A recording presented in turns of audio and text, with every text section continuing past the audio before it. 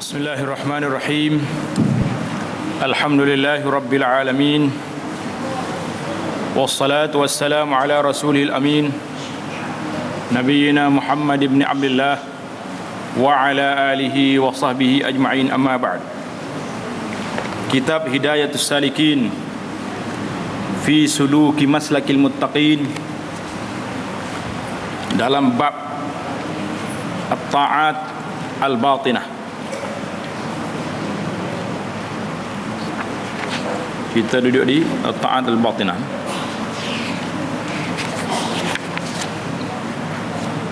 Al-babul khamis fi ta'at al-batinah. Bab yang kelima pada menyatakan segala taat yang batin. Mana taat, ketaatan yang mesti dibuat yang berbentuk dalaman. Ada 10 perkara.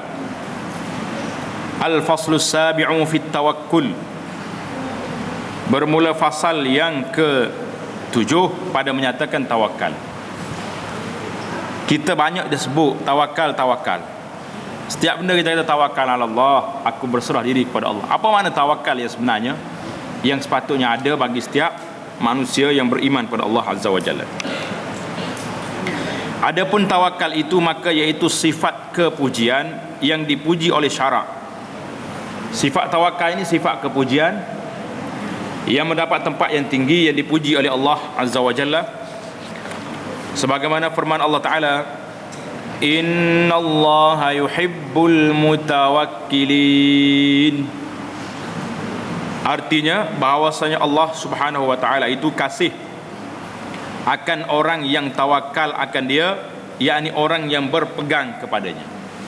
Mana tawakal ni? Orang yang berserah diri kepada Allah, orang yang tidak takut kecuali kepada Allah. Makna kita tawakal, serah kepada Allah Azza wa Jalla, beserta dengan melakukan sebab-sebab. Jangan tawakal saja kamu dia serah, tak ada usaha, tak ada ikhtiar. Jadi macam orang lapar dia duduk dekat dapur. Saya ni lapar tapi serah Tuhan lah. Kalau nak jadi nasi jadi, nak dak jadi. Kalau gitu jadi dia kena ambil berah, kena masak nasi, cari lauk, makan. Lepas tu tawakal Allah. Ni tak pakai tunggu nasi mari masuk dalam mulut, tak masuk dia. Jadi kelebihan tawakal ini dipuji oleh Allah. Firman innallaha yuhibbul mutawakkilin, itu ayat surah Ali Imran. Ali Imran ayat 159.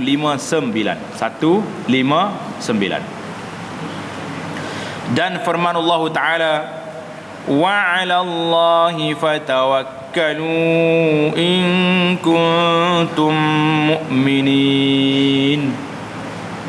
Artinya, dan atas Allah Ta'ala kamu berpegang jika ada kamu percaya akan Allah.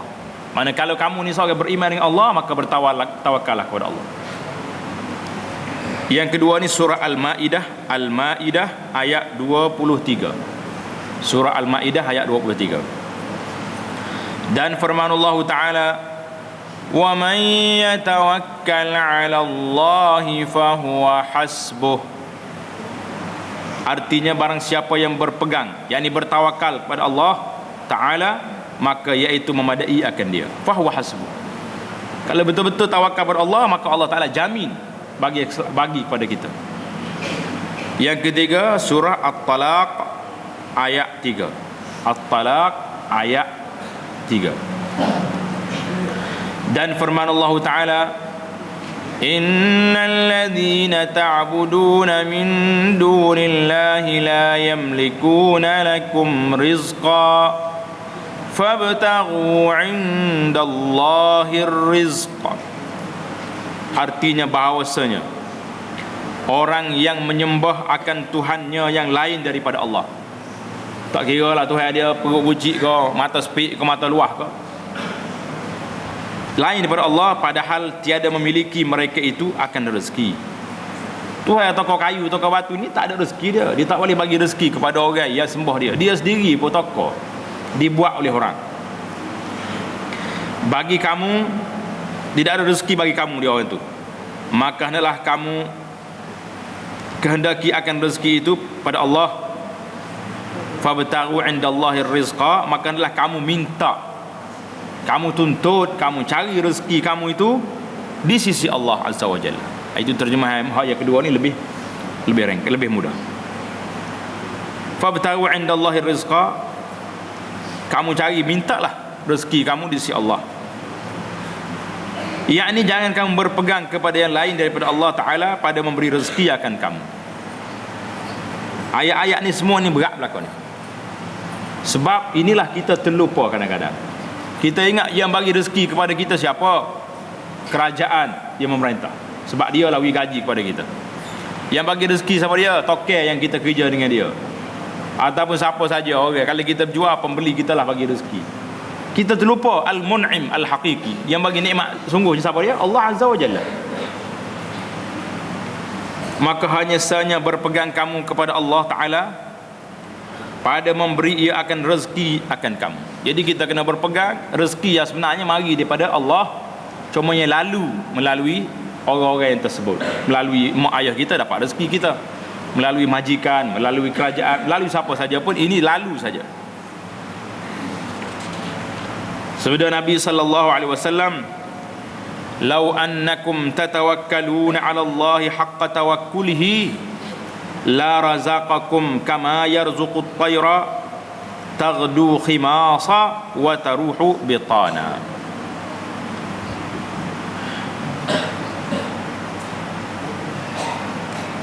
Terlupa tadi ayat innal ladzina ta'buduna min dunillah tu. Ayat itu surah Al-Ankabut, ayat 17. Al-Ankabut 17. Surah laba-laba. Balik kepada arti hadis yang kita baca tadi. Artinya jikalau bahawasa kamu berpegang dengan Allah Ta'ala, kita yakin betul-betul tawakal kata Allah, sebenar-benar berpegang, bertawakal, nascaya memberi rezeki ia akan kamu seperti memberi rezeki akan burung. Burung ni dia ada kebun getah ke? Tak ada. Padi tak ada. Pejabat dia tak ada juga. Tapi apa dia dapat? Padahal waktu pagi-pagi ia lapar. Pagi cocek bunyi lapar. Dan petang-petang ia kenyang. Waktu petang makan dia penuh mari. Ya, jadi kalau betul-betul kita tawakal, rezeki akan mari. Tanpa min haitsu la yahtasib, tanpa kita sangka. Kadang-kadang kita berasa letih, tak ada duit. Mari pula duit. Mari pula rezeki, dah macam-macam cerita. Hadis ini, lau annakum tatawakkaluna 'ala Allah, ini hadis rawahu At-Tirmizi, rawahu Imam At-Tirmizi dan Ibnu Majah daripada Sayyidina Abdullah bin Umar. Kata Abu Isa hasan sahih. Jadi hadis ini hadis sahih menurut penilaian ulama.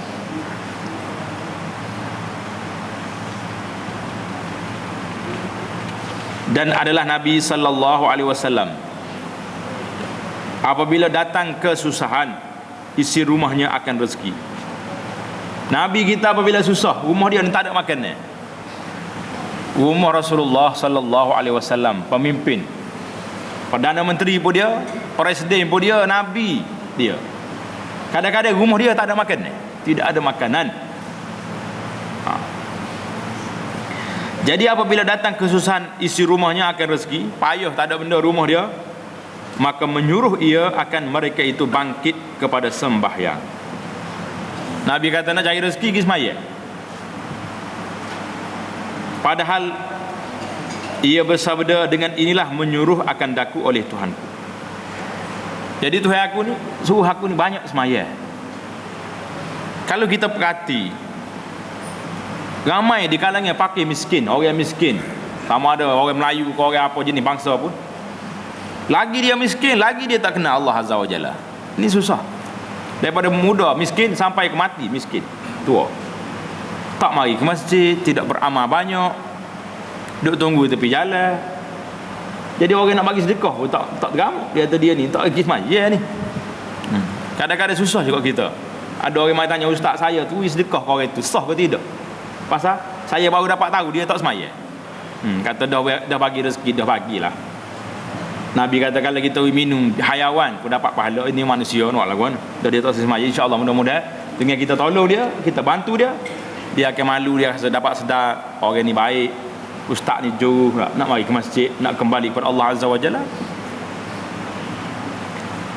Jadi firman Allah Ta'ala dalam masalah ini, a'udzubillahi minasyaitonirrajim, wa'mur ahlaka bis-salati wastabir 'alaiha la nas'aluka rizqan nahnu narzuquk wal 'aqibatu lit-taqwa. Artinya, dan suruh oleh kamu.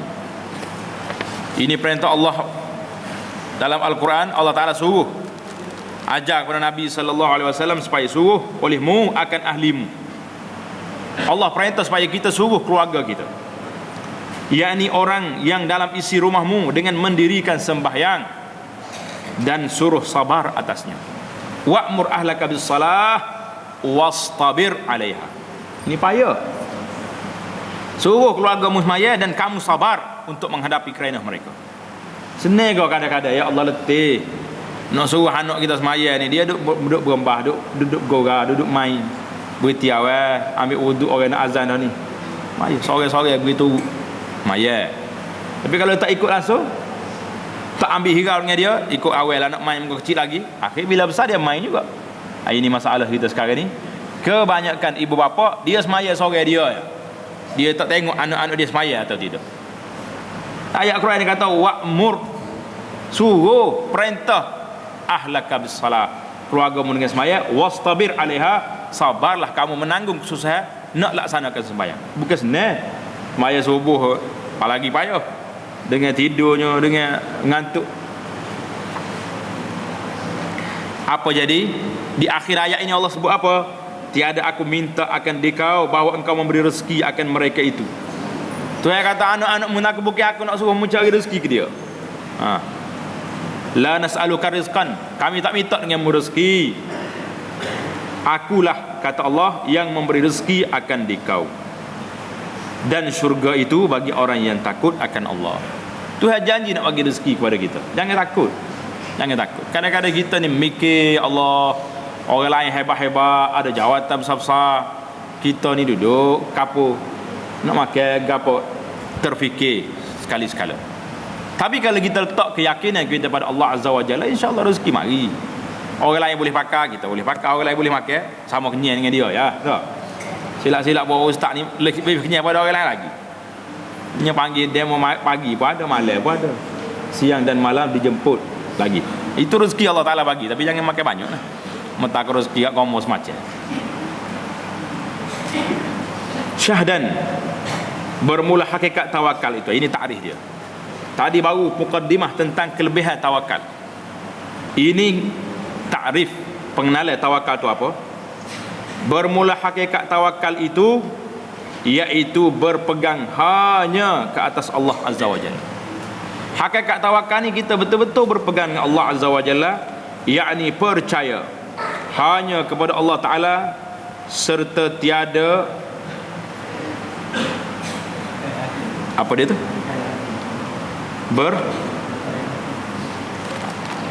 Payah sikit kau dia kata perkaya hati, berubah percaya. Kita ni apa dia? Kita kecil ni percaya. Hak besar tu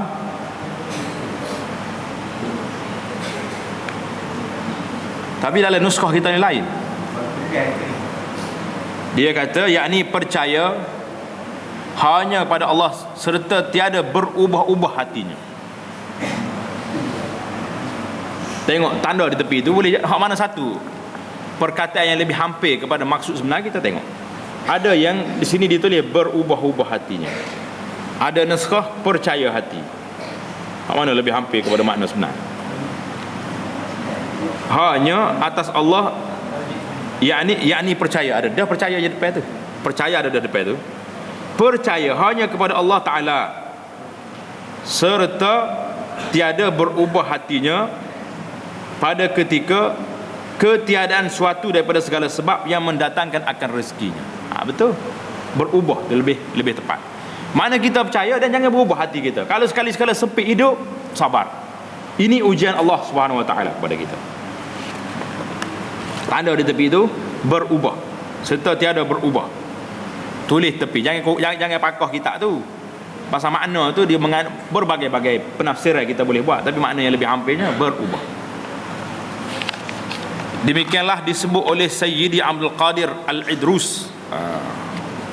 Syekh Abdul Qadir Idrus kata dalam kitabnya Ad-Dur As-Samin. Ad-Dur As-Samin. Kitab Ad-Dur As-Samin ni berbagai-bagai penulis ada. Yang belajar tu kitab Ad-Dur As-Samin tu orang lain. Yang ni kitab Ad-Dur As-Samin ditulis oleh Abdul Qadir Al-Idrus rahimahullah. Dan kata Imam Al-Ghazali rahimahullahu taala di dalam kitab Al-Arba'in fi Usuluddin, Imam Ghazali kata apa?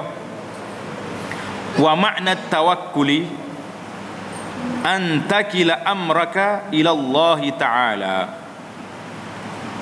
An takila amraka ila Allah wa yathiqa qalbuka bihi qalbuk wa yathiqa bihi qalbuka bit tafwidi wa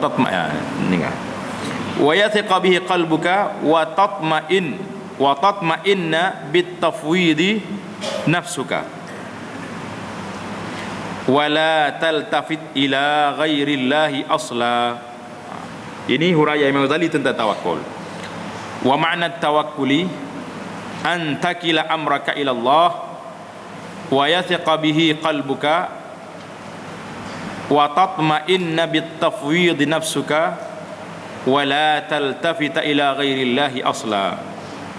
Artinya, bermula makna tawakal itu bahawa engkau berpegang akan perbuatanmu itu kepada Allah Ta'ala, yakni engkau serahkan akan segala pekerjaanmu itu kepada Allah Ta'ala dan percaya dengan dia hatimu, dan tetap hatimu dengan menyerahkan engkau akan dirimu kepada Allah Ta'ala, dan tiada berpaling engkau kepada yang lain daripada Allah.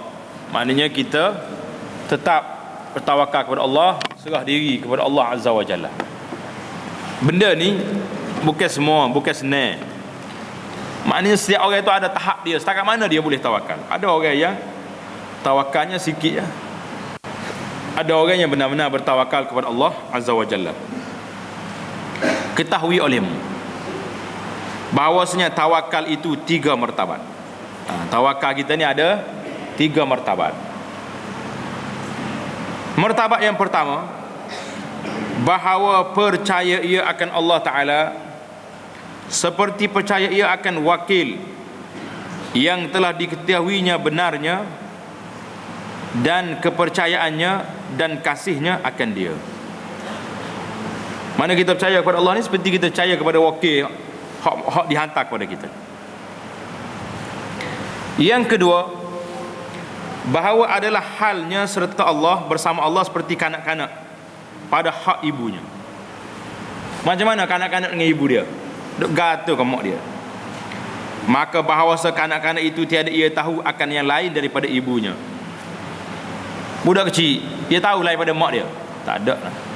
Siap pun panggil mak, malam panggil mak.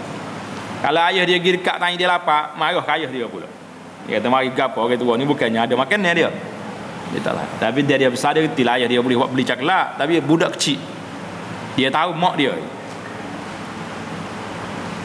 Dia tak tahu lain daripada ibunya. Tiada ia berkehendak pada sekalian kelakuan itu melainkan kepada ibunya. Kepada ibunya itu. Kerana diketahui oleh kanak-kanak itu akan sangat kasih ibunya kepadanya. Mak dia sayang benar kepada dia. Dan terlebih sangat ia meliharakan akan anaknya.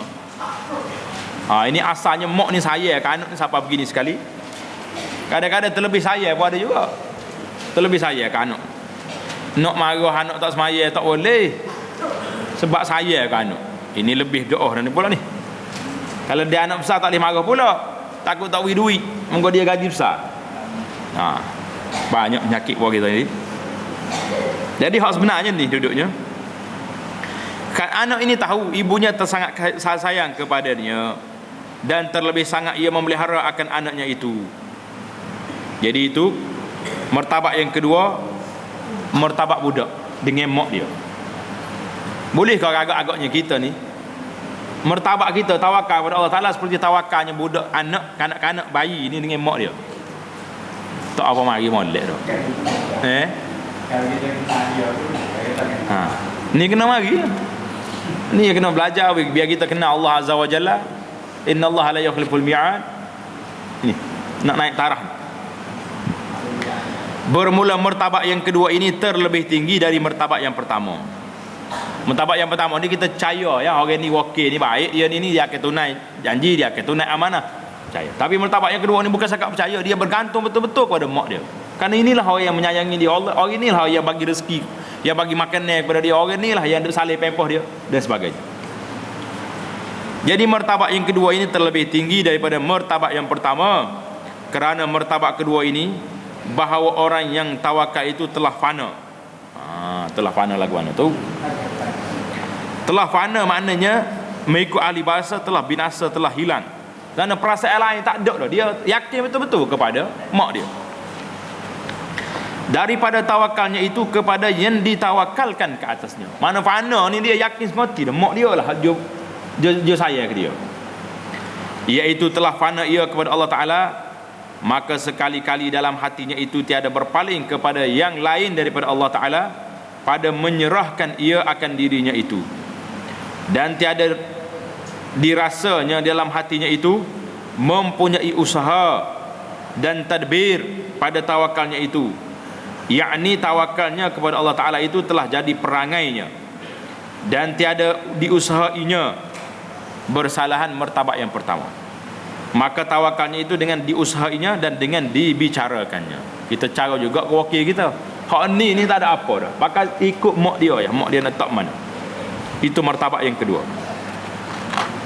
Martabat yang ketiga, bahawa adalah orang yang tawakal itu menyerahkan akan dirinya dan segala pekerjaan itu kepada Allah Azza wa Jalla, seperti mayat di hadapan orang yang mandi akan dia.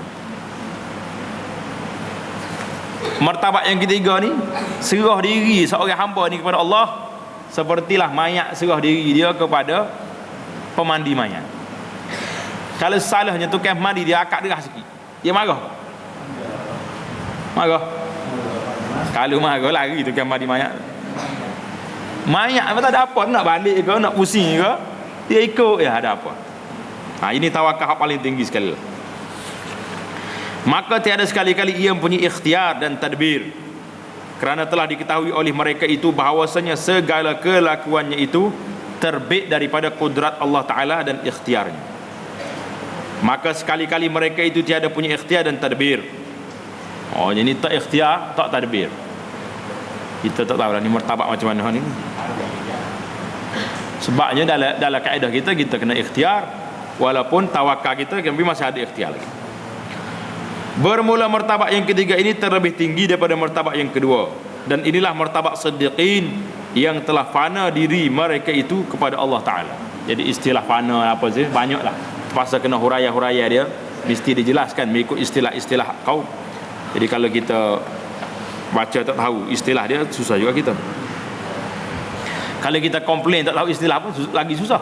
Jadi kena faham istilah-istilah, barulah kita selesai masalah. Jadi kita tahu peringkat yang pertama peringkat wakil, peringkat tawakal yang kedua kanak-kanak bayi dengan ibu dia, peringkat tawakal yang ketiga ni seperti mayat dengan juru mandi. Kata Imam Al-Ghazali rahimahullah dalam kitab Ihya Ulumuddin, ketahui olehmu bahawasanya martabat yang ketiga ini menafikan sekali-kali ia akan tadbir selama ada ia dalam hal ini. Mana tak tadbir, tak urus apa dah. Jadi hak ni kalau kita nak mengaku zaman sekarang ni, wallahu alam lah, boleh pakai ke tidak. Peringkat siddiqi ni sudah boleh jadi ada, boleh jadi tak ada. Tak ada. Tidak ada dia kata. Boleh jadi nampak macam tidak ada. Dan lagi pada martabat ini meninggalkan mereka itu akan minta doa kepada Allah. Allahu Akbar. Mana peringkat dia ni fana ni, minta doa kepada Allah pun tidak dah. Dia kata macam mana kita? Adakah martabat ini lebih tinggi daripada anbiya? Nabi-nabi minta doa. Nabi Ibrahim, Rabbi ja'alni muqimus salatu min zurriyyati Rabbana wa taqabbal du'a. Ni tak terus tak berdoa ni. Dan meninggalkan akan minta sesuatu akan Allah Ta'ala, kerana ia menyerahkan kepada Allah Ta'ala akan segala perbuatan mereka itu. Jadi martabat ini kita wallahu alam kita serahlah kepada Imam Ghazali yang sebut cerita ini, kerana ia tidak bertepatan dengan martabat yang diajar oleh Nabi sallallahu alaihi wasallam. Nabi kita suruh doa. Bahkan Nabi kita ajar sahabat-sahabat setiap kali lepas semaya kena di akhir semaya suruh minta berlindung dengan api neraka. Allahumma inni a'udzubika min azabi jahannam min azabil qabri. Empat perkara suruh minta. Jadi saya cerita Nabi Musa tali kasut putus suruh minta. Maka ketika itu malu ia akan Allah Ta'ala meminta sesuatu kerana telah redha mereka itu akan barang yang didatangkan Allah Ta'ala kepadanya itu. Ini martabat orang-orang siddiqin. Manakala orang yang tidak siddiqin bicara ni memang tidak sampai pada martabat dia. Dan demikian lagi martabat yang kedua, iaitu menafikan ia akan tadbir, tetapi tiada menafikan ia akan meminta sesuatu kepada ibunya atau kepada Allah, dan meminta suatu hajat kepada Allah Ta'ala seperti kanak-kanak, iaitu meminta ia sesuatu kepada ibunya. Barangkali ia menangis kerana minta sesuatu hajatnya kepada ibunya itu. Bersalahan martabat yang ketiga, maka iaitu seperti orang mati, maka iaitu tiada punya ikhtiar dan tadbir kepada orang yang memandi akan dia dan memperbuat ia akan mayat itu betapa dikehendakinya, padahal mayat itu tiada mempunyai mayat itu mempunyai ikhtiar dan tadbir sekali-kali. Jadi kalau kita nak banding dengan mayat dalam masalah ini, wallahu alam perbandingan yang untuk martabat orang-orang atas boleh jadilah. Tapi kalau martabat kita memang tidak kena, kerana kita dididik oleh Rasulullah sallallahu alaihi wasallam supaya memohon syurga, minta jauh daripada neraka dan sebagainya. Dan bersalah martabat yang pertama, maka iaitu mensabitkan orang yang tawakal itu akan tadbir dan ikhtiar dan usaha pada tawakalnya itu, yakni tawakalnya itu hasil dengan diusahainya dan fikirnya dan ikhtiarnya dan tadbirnya dan bicaranya. Jadi hasil usaha dia belakang. Ketahui olehmu bahawasanya tiada disyarat bagi orang yang tawakal itu meninggalkan akan usaha. Ini mari kita balik semula kepada paksi asal kita. Paksi kita ni bila kita kata kita bertawakal kepada Allah, maka tiada disyarat bagi orang yang tawakal itu meninggalkan akan usaha. Tawakal ni bahawa tak pergi kerja, tawakal kepada Allah. Ini tidak. Dan meninggalkan akan berubat. Sakit setara mana pun tak pergi. Ambil ubat pun tidak, jumpa doktor tidak. Pasal apa? Tawakal. Lah, ini kerana amal orang yang tawakal itu terbagi kepada 4 bahagi. Jadi kalau kita pergi berubat, makan, bekerja, tidak mengeluarkan kita daripada hak tawakal. Tengok di sini, orang yang bertawakal itu ada 4 bahagi. Yang pertama, menghasilkan akan manfaat yang tiada ada kepadanya. Yang kedua, memeliharakan akan manfaat yang telah ada padanya. Ia akan bawa contoh nanti. Yang ketiga, menolakkan mudarat yang lagi akan datang. Yang keempat, menolak mudarat yang telah ada padanya.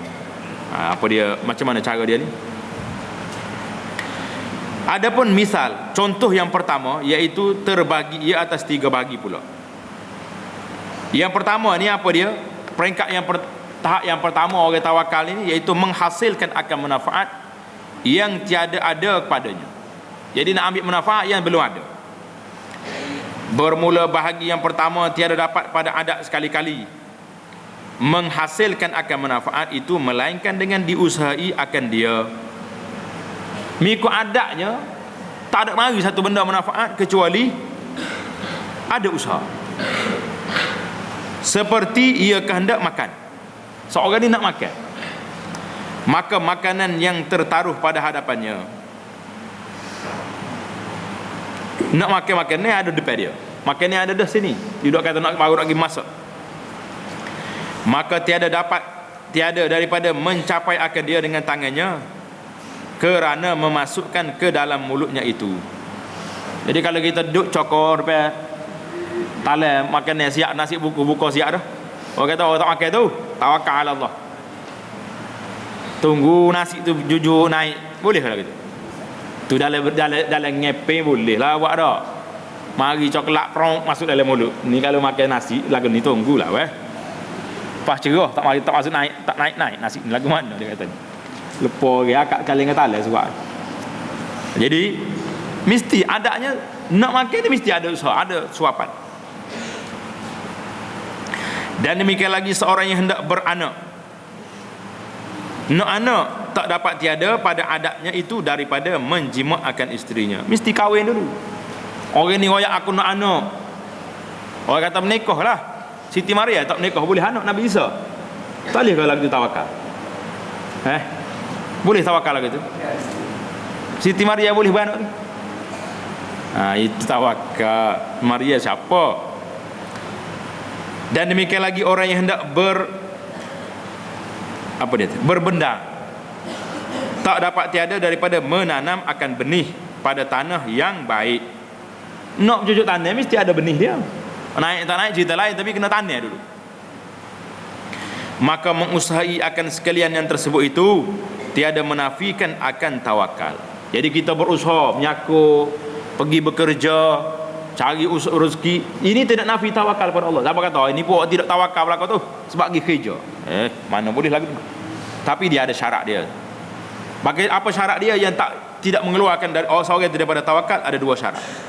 Syarat yang pertama, hendaklah engkau ketahui bahawa tangan dan makanan dan jima dan menanam benih itu tiada sekali-kali memberi bekas kepada yang demikian itu. Jadi naknya pasal tu dia panggil tawakal ni taat batin, taat yang ada dalam hati kita, perasaan hati kita. Aku ni nak ni yang tangan aku ni, tapi yang menghidupkan pokok ni, yang menghasilkan anak ni, siapa dia? Allah. Kalau kita boleh hasil anak kita, tak ada seorang habuk lah kalau tak ada anak atas dunia ni. Betul tak? Awak nak berapa anak? 15. Hak ni 10. No. Ada setengah tu seorang yang tak boleh anak. Tak cakap mana anak dia. Tak boleh anak. Jadi kita kena letak bahawasanya usaha kita ni tidak menafikan tawakal, tapi dengan syarat bahawasanya pergantungan kita buat dengan tangan kita, tapi hak yang menentukan hidup matinya Allah Azza wa Jalla. Dan hanya sungguhnya yang memberi bekas akan demikian itu semata-mata dari kudrat Allah. Syarat yang pertama. Syarat yang kedua, bahawa jangan engkau berpegang di dalam hatimu kepada suatu yang tersebut itu. Obrok pegang ki aku nanya lah boleh hidup tak? Dan hanya sungguhnya semata-mata dalam hatimu itu berpegang kepada Allah Ta'ala yang menjadi akan demikian itu. Kita tawak tanah bubuh baja, tawakal Allah. Dia nak hidup, dia tak nak hidup di luar daripada batas kemampuan kita. Dan bahagian yang kedua, itu bahagian yang pertama, pada adatnya tak boleh menghasilkan manfaat kecuali dengan berusaha. Dan bahagian yang kedua, ghalib pada adat, tiada dapat menghasilkan akan manfaat itu melainkan dengan diusahai, seperti mengambil bekal. Mana bawa bekalan bagi orang yang berpergi-pergian. Apa dia pergi-pergian tu? Orang yang musafir. Orang nak musafir kena bawa bekal. Yang tiada dekat orang, yang tiada dekat negeri, nak musafir jauh, kena ada bekalan. Kalau tidak nak makan apa tengah jalan. Maka mengusahai akan bekal yang demikian itu tiada menafikan akan tawakal. Bawa bekal tak nafi tawakal. Tetapi hendaklah engkau ketahui bahawa tawakal itu tiada memberi bekas. Dan hanya sungguhnya semata-mata dalam hatimu itu engkau berpegang kepada Allah yang menganugerah itu mana memberi akan dia daripada bekal itu. Kita pegang bekal ni rezeki daripada Allah Ta'ala. Tetapi jika engkau kuasa pergi-pergian itu dengan tiada bawa bekal, maka yang demikian itu terlebih tinggi pada martabat tawakal. Kalau kita tak bawa bekal tu lebih hebat lagi. Maka apa dia ada. Lah ni orang tak bawa bekal dah. Zaman dulu ni kalau nak pergi Kuala Lumpur dengan lonjoknya dengan apa ni bekas bawa siap dah. Maka atas kereta api. Sekarang ni mana ada orang bawa bekal? Kalau bawa bekal ni suka dia anak-anak nak pergi mana tu dia kata. Lah ni orang bawa apa weh?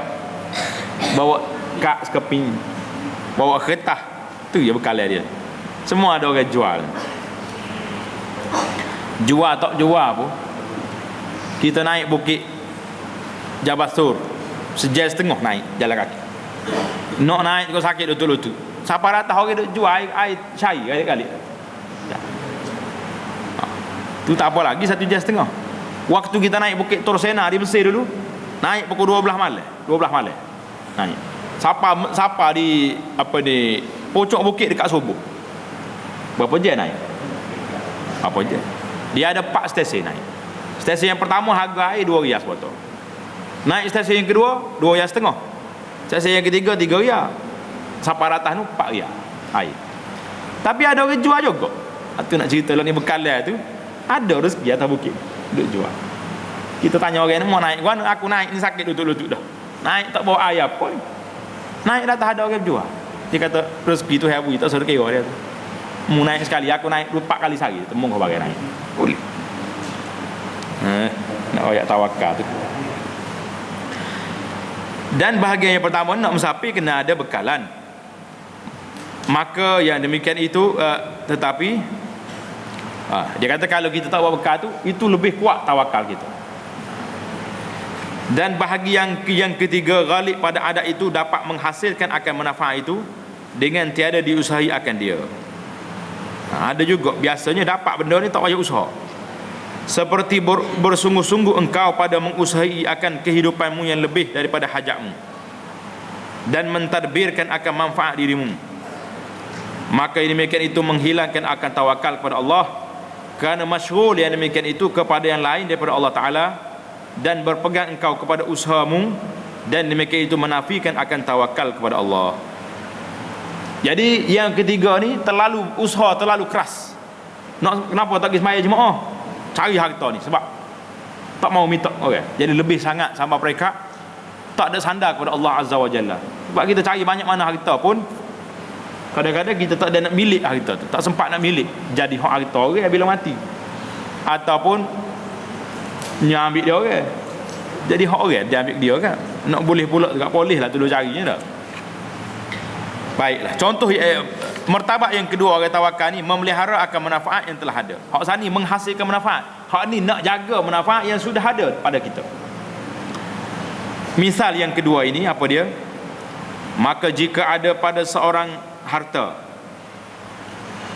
orang ni ada harta, maka ditaruhnya, disimpannya akan harta sekira-kira mencukupi akan setahun atau lebih. Kita makan setahun banyak mana? 2,000 sebulan makan. Kita simpan harta kita 24,000. Tu setahun dah tu.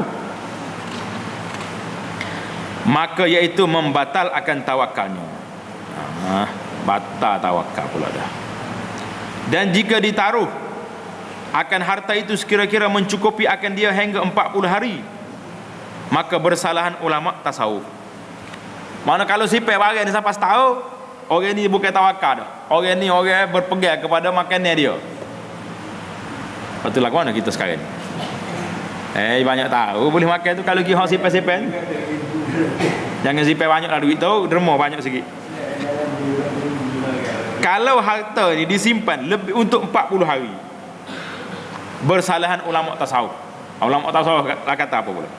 Kata kebanyakan yang khawas ni orang pakak timah hebat lah, orang yang tinggi ni, ahli tasawuf yang demikian itu tiada membatalkan akan tawakal. Kalau sekat 40 hari simpan harta, 40 hari nak makan, tak batal lagi tawakal. Jadi macam mana kalau kita nak mari pondok ni, bekalan kita ni untuk 40 hari saja bawa. Jangan bawa untuk setahun. Kalau bawa untuk setahun hilang tawakal, kata ahli tasawuf. Kena bawa untuk 40 hari je. Lepas pada dekat 35 hari nak habis dah, telefon pula anak atas pula 40 hari lagi. Kalau dia atas lebih, dermah lalu kalau lebih tu. Kalau tidak, duduk keluar daripada sempadan tawakal. Dan kata Sahal bin Abdullah At-Tustari, Sahal kata apa?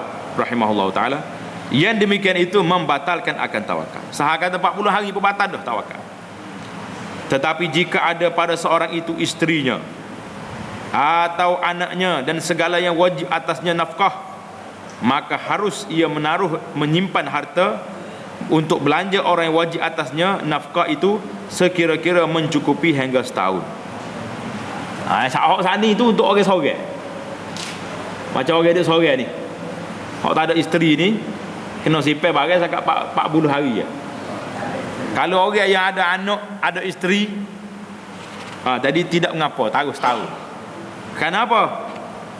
Kerana dan demikianlah diperbuat oleh Rasulullah sallallahu alaihi wasallam pada hak isi rumahnya. Kerana yang demikian itu tiada membatalkan tawakalnya. Jadi kalau orang ada anak isteri boleh sipas tahu. Jadi naik martabat tawakal lagi lah kita nampaknya insya-Allah taala. Adapun pada hak dirinya, maka iaitu tiada menaruh ia akan makanan pagi-pagi itu bagi makanan petang-petangnya. Jangan tahu hak pagi ni. Hak pagi ni kalau banyak pagi selalu derma kau kan. Ni tidak kau nak beli banyak tu. Sekali dengan esok selalu. Tak boleh tak naik. Hilang martabat tawakal. Peringkat yang ketiga, menolak mudarat yang lagi akan datang. Mudarat tak mari lagi, tapi kita tolak awal-awal lagi. Apa misal contoh dia macam mana? Maka iaitu seperti lari daripada binatang buas. Maknanya mudarat ni kalau kita pergi kat binatang buas, dia akan tangkap kita. Jadi kita jangan pergi tempat dia tu. Dan lari daripada jidar. Apa dia jidar? Tanda itu dinding. Jidar yakni dinding yang condong, yang hendak runtuh, nak roboh. Jadi dinding nak roboh sengit gini, kita hidup main bawah dia. Ni orang panggil cari kerja lah ke ni. Jangan pergi kat tu. Ini tawakal. Dan barang sebagainya daripada segala yang membinasakan akan dirinya, kerana demikian itu tiada menghilangkan akan tawakal. Jadi kita lalu kat dinding nak runtuh, orang bagi tahu jangan lalu kot ni, bahaya ni, pokok nak tumbang ke apa. Tak apa, saya ni tawakal lebih lah. Tawakal apa tawakal? Pong jatuh pokok tu, tawakal ala Allah. Tawakal jadi kemulah dia aja. Jadi kemulah, matilah. Kerana segala yang demikian itu haram oleh syarak. Bukan sekat nak naik martabat tawakal, haram lagi pula sebab benda tu binasa. Orang kata ada harimau depan tu. Tak apa, saya orang bisa. Pergi juga jawab dia nya. Jadi kemulah. Kerana firman Allah Taala, wala tulqu bi aidikum ila tahlukah.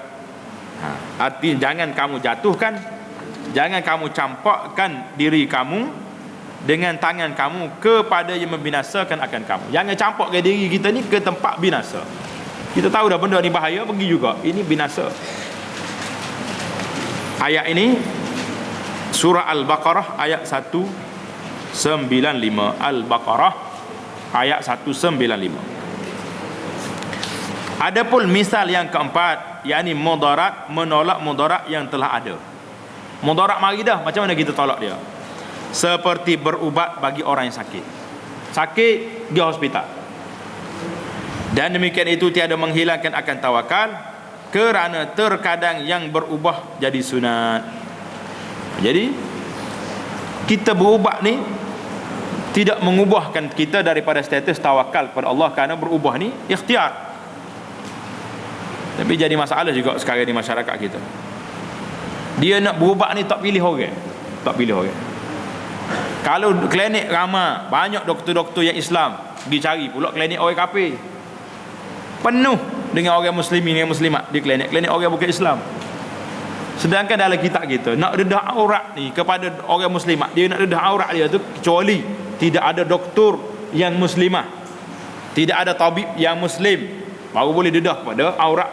Ni geduk selok ke depan doktor lelaki. Kita orang perempuan, sedangkan klinik hospital orang perempuan banyak.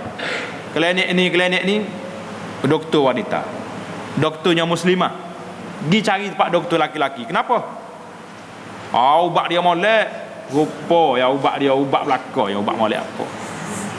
Ni tak ada tawakal kepada Allah. Kita tawakal kepada Allah, ambil ubat, pergi klinik mana pun kalau demam, agak panadol lah juganya. Jadi kita kena ingat, kita tidak dinafikan hak bertawakal, tapi jangan sampai melanggar syariat. Kita boleh pergi berubat dengan orang bukan Islam sekiranya tidak ada lagi doktor muslim. Sekarang ni doktor muslim ada. Kalau orang wanita pula, doktor muslimah ada. Doktor wanita juga. Pergi cari doktor wanita dahulu, barulah. Kalau tak ada doktor wanita ni tak pandai, tak ada sijil doktor dia ni, ngaku saja, barulah kita pergi ke doktor lelaki. Ni enggak ada sibuk, tak kira ni luar muda, laki perempuan serupa ya. Kita duduk main stomach itu belakang. Kalau doktor kaji tak ada arah lah. Sebab Kita kena ikut giliran. Tak boleh nak pilih-pilih. Ni doktor swasta, doktor kita boleh pilih nak pergi doktor ni, nak pergi klinik ni. Kita sendiri yang buat pilihan kita sendiri, pilihan hati kita. Ada. Jadi itu sajalah yang sempat kita bincangkan pada malam ini, iaitulah tentang at-tawakkul. InsyaAllah ta'ala kita akan masuk dalam bab al-faslu tsamin fil mahabbati, pasal yang ke-8 pada bab al-mahabbah, makna cinta dan kasih akan Allah Azza wa Jalla. Subhanakallahumma bihamdika asyhadu an la ilaha illa anta astaghfiruka wa atubu ilaik. Subhanakallahumma bihamdika asyhadu an la ilaha illa anta astaghfiruka wa atubu ilaik. Wa sallallahu wa sallam wa barak ala Muhammad wa ala alihi wa sahbihi ajma'in walhamdulillahi rabbil alamin.